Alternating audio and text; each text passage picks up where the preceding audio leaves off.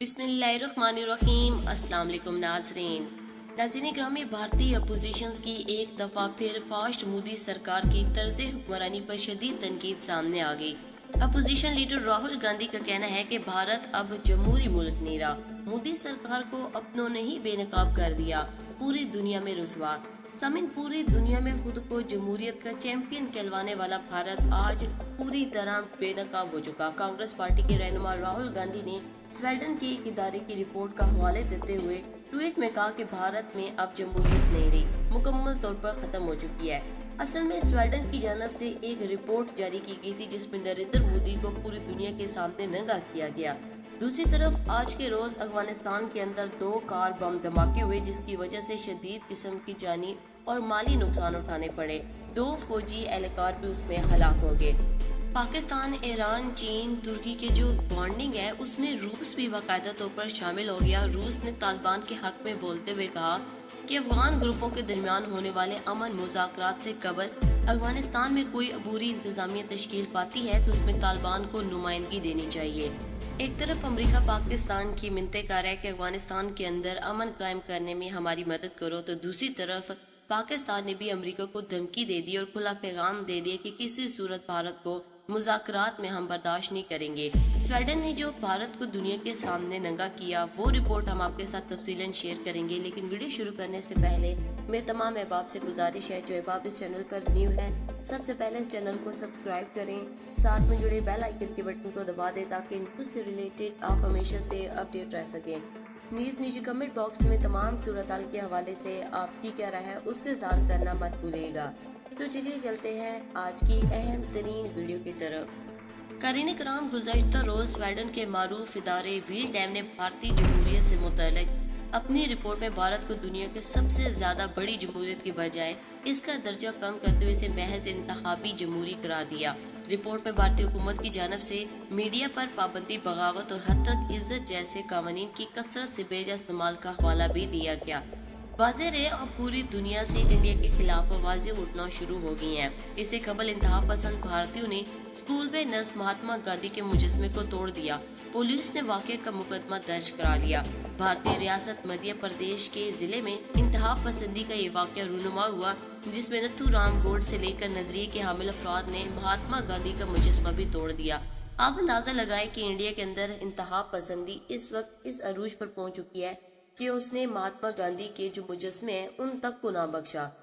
एक तरफ भारत में नरेंद्र मोदी की इंतहा पसंदी, तो दूसरी तरफ अफगानिस्तान के अंदर नरेंद्र मोदी की जानब से आए रोज दहशत गर्दी। गुज़श्ता रोज भी अफगानिस्तान में 2 कार बम धमाके हुए, जिसकी वजह से काफी ज्यादा जानी और माली नुकसान उठाना पड़ा। अफगान फौजी एहलकार भी इसमें जख्मी हो गए। सामिन, गुज़श्ता रोज खुदकश बमबारों ने धमाका खेज मवाद से भरी गाड़ियों समेत खसूसी फोर्सेस के अड्डे में दाखिल होने की कोशिश की।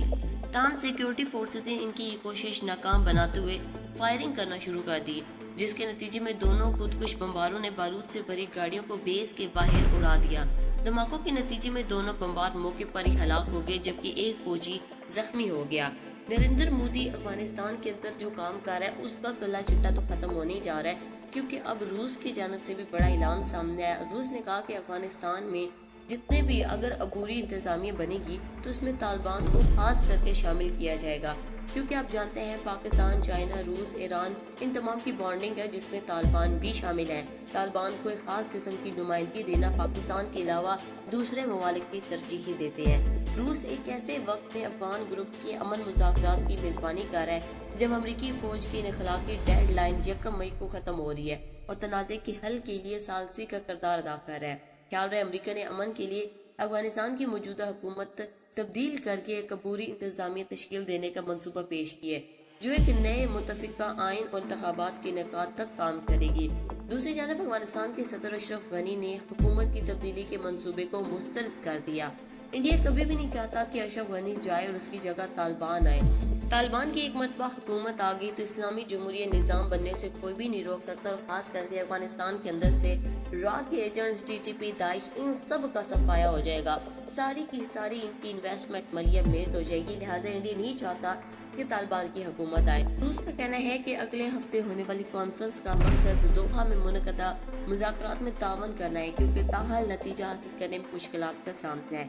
रॉयटर्स के मुताबिक तालिबान के करीबी ज़राए की शिनाख्त ज़ाहिर न करने की शर्त पर यह कहा गया है कि दोहा में कायम तालिबान के सियासी दफ्तर से 4 या 5 अरकान की टीम मॉस्को कॉन्फ्रेंस में शिरकत करेगी।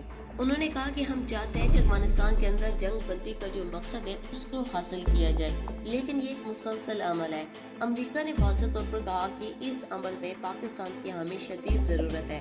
पाकिस्तान से उन्होंने रिक्वेस्ट की तो पाकिस्तान ने भी अमेरिका को धमकाते हुए कहा और पैगाम दे दिया कि किसी सूरत हम भारत को इसमें शिरकत की दावत नहीं देंगे। हम चाहेंगे कि सबसे पहले भारत का यहाँ से सफाया हो। स्वीडन ने, इंटरनेशनल मीडिया ने, हर किसी ने भारत को आउट और पाकिस्तान को इन कर दिया।